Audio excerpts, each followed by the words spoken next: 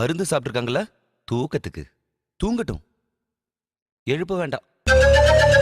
நேரா திறந்து வீட்டுக்குள்ள நான் நுழைஞ்சது சரியில்லைன்னு உனக்கு தோணுதா? சீண்டி விட்ட பாம்பு சும்மா இருக்காது, நானும் சும்மா இருக்க மாட்டேன். என்ன அரவிந்த இந்த மாதிரி பண்ணதுனால நஷ்டம் நம்ம 2 பேருக்கும் தான். எனக்கு பணம் போயிடுச்சு, உனக்கு வாழ்க்கையே போயிடுச்சு. அப்படின்னா நம்ம 2 பேருமே நஷ்டப்பட்டிருக்கோம்.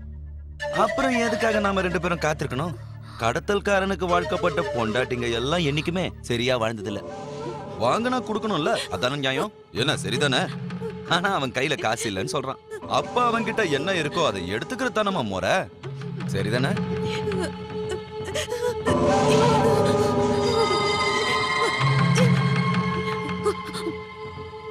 வராத, கிட்ட வராத.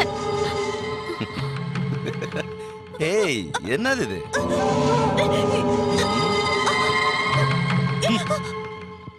அப்படின்னா உன்கிட்ட அமைதியா பேசிட்டு இருந்தா வேலைக்காகாதுல? வேண்டாம், காசை கொடுத்தவங்கிட்டே நான் காசை திரும்பி வாங்கிக்கிறேன். அவனால தர முடியலன்னு வச்சுக்க, எடுக்க வேண்டியதை நான் எடுத்துக்கிறேன். வருவேன், கண்டிப்பா வருவேன். என்னோட பணத்தை தரணும்னு நீ அவன்கிட்ட சொல்லு, புரிஞ்சுதா? புரிஞ்சாகணும், உனக்கும் அவனுக்கும்.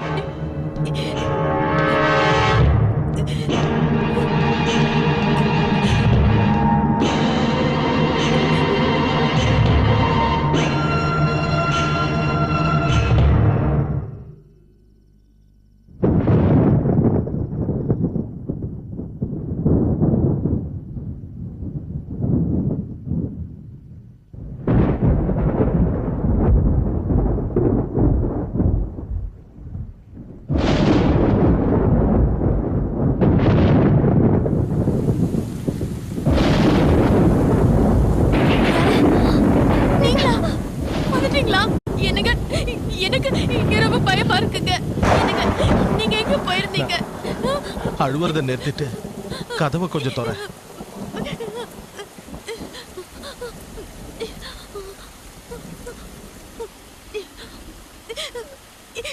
என்னங்க இங்க பாரு. என்னங்க நீங்க வந்துட்டீங்களா? ஐயோ, எங்க போயிட்டீங்க?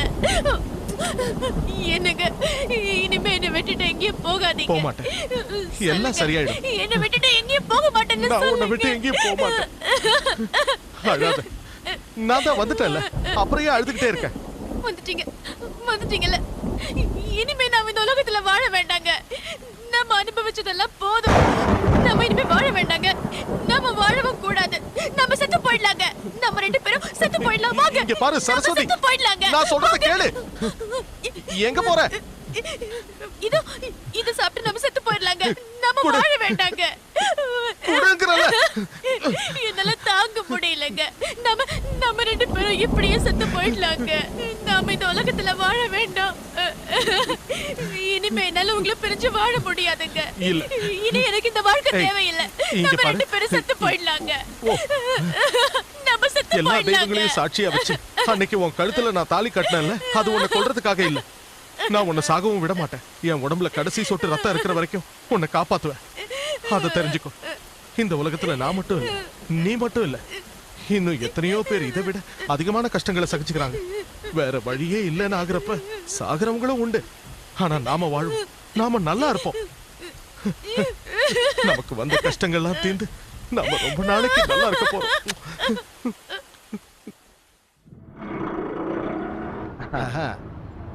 வணக்கம், எல்லாம் நல்லா இருக்கீங்களா? அட என்னண்ணே தலையெல்லாம் நரைச்சு போச்சு, வயசாயிடுச்சா? அடடே கணேசா, எப்படி இருக்க? இப்போது மாறிட்டியா இல்ல அதே மாதிரிதான் இருக்கியா? அது இருக்கட்டும் அரவிந்தா, நீ எப்ப வந்த? வந்துட்டேன். அது அங்கேயும் இங்கேயும் நிறைய சுத்தியாச்சு. இனிமே இந்த ஊர்லயே நல்லா வாழணும்னு வந்துட்டேன். ஏதாவது பிரச்சனைனா சொல்லு, எல்லாத்தையும் நான் பாத்துக்கிறேன். ஒரு கை பாத்துருவோங்கிற. ஹை, என்னடா கூட இருந்த ஒரு ஆளை காணுமேன்னு தேடுறதே இல்ல. அப்ப அன்பு பாசங்கிறதெல்லாம் சும்மா தானே? அரவிந்தா, எந்த தைரியத்துல நீங்க வந்த? முதல்ல இடத்த காலி பண்ணு, இல்லன்னா அண்ணாச்சி, போலீஸ், பிளேடு எல்லாம் வந்துருவாங்க. அவங்கள பார்த்து நான் பயந்த காலெல்லாம் மலையேறி போச்சு செட்டியாரே. என்ன சொல்ற? ஆமா, கையில காசு இருந்தா நீங்க சொன்ன எல்லாருமே நான் சொன்ன உடனே லைன்ல வந்து நிப்பாங்க. ஆமா செட்டியாரே, இந்த தெருவிலேயே நான் ஒரு துணி கடை திறந்தா உங்களுக்கு பிரச்சனை ஆயிடுமோ? என்ன? இல்ல, அந்த மாதிரி ஒரு கடையை திறக்கலாமான்னு யோசிச்சுக்கிட்டு இருக்கேன். அரவிந்தா, நீ ஏன் இப்படி பேசுறேன்னு எனக்கு புரியவே இல்லை. அரவிந்தா, நீ எதுக்காக இங்க வந்த? உனக்கு என்ன ஆயிடுச்சு? நான் இன்னும் உயிரோட தான் இருக்கேன்னோ, கோழ மாதிரி தற்கொலை செஞ்சுக்கிட்டு சாகலன்னோ இங்க இருக்கிற எல்லாருக்கும் தெரியணுங்கிறதுக்காக தான் வந்தேன். முதல்ல உங்களுக்கு அறிவு இருக்கா இல்லையாங்கிறத அப்புறம் பார்க்கலாம். அந்த அண்ணாச்சும் அவங்களோட ஆளுங்களும் என்கிட்ட வந்து உன்னை ஒரு வழி பண்ணுவேன்னு சொல்லிட்டு போயிருக்காங்க. வரட்டும். அந்த வட்டிக்காரனும் அண்ணாச்சியும் சகல படைகளோட இங்க வந்து சேரட்டும். அவங்க எல்லாருக்கும் கொடுக்க வேண்டியதை நான் கொடுக்க போறேன். அப்புறம் நான் எதுக்கு பயப்படணும்? உனக்கு இப்ப என்னடா ஆச்சு? வா முதல்ல இங்கிருந்து போலாம். பாவன்னு நீங்க என்ன பண்ணுவீங்க? சரி அண்ணா, உங்களுக்கு இந்த அரேபியர்களை தெரியும்ல, அவங்களோட அந்த கால சரித்திரம் தெரியுமா? அதான் இப்ப முக்கியம். சோஷியல் ஸ்டடிஸ் படிக்க வேண்டிய வயசு இல்ல எனக்கு. அங்க பூமி முழுக்க வெறும் மண்ணு. அங்க ஒட்டகத்து மேலதான் போக முடியும். திங்கிறதுக்கு வெறும் பேரிச்சப்பழம் தான், குடிக்க தண்ணி கூட கிடையாது. இன்னைக்கு அவங்க நிலைமை உலகத்திலேயே பெரிய கோடீஸ்வரனுங்க அவனுங்க தான். எப்படி ஆனாங்க? கடவுள் அந்த பூமியில ஒரு பொக்கிஷத்தை வச்சிருந்தாரு. என்னைய சொல்றேன். அத சொல்றதுக்கு தான் அங்கிருந்து நீங்க வந்தியா? அங்க மட்டும் இல்ல, பல இடங்கள்ல பல பொக்கிஷங்களை கடவுள் இந்த மாதிரி கொடுத்திருக்காரு. அந்த மாதிரி உனக்கும் ஏதாவது கொடுத்திருக்காருன்னு சொல்ல வரையா அரவிந்தா? சரி, பேசிக்கிட்டு இருக்க நேரம் இல்ல, வண்டி வந்துருச்சு. வணக்கண்ணா, எப்படி இருக்கீங்க? ஓகே ஓகே, நான் வரேன்.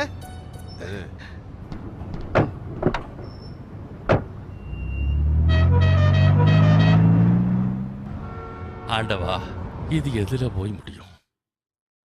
நான் காவேரி பாக்கம் நாராயணனோட ஒரே மகன் அரவிந்தன். கல்யாணம் ஆனவன், வேலை இல்லாதவன், ஏழை. வட்டிக்காரங்க கிட்ட மாட்டிக்கிட்டு கடன்ல மூழ்கிட்டேன். வீடு போச்சு, ஜெயிலுக்கு போயிட்டு வந்தேன். அவளை ஏன் தற்கொலை பண்ணிக்கலான்னு கூட யோசிச்சு பார்த்திருக்கேன். வேற வழி இல்லாததுனால எடுத்த முடிவு இது. விக்கிறதுக்கும் வேற ஒண்ணுமே இல்லை. உங்களுக்காவது உதவியா இருக்கட்டுமேன்னு நல்லா ஃப்ரெஷ்ஷா எடுத்துட்டு வந்திருக்கேன்.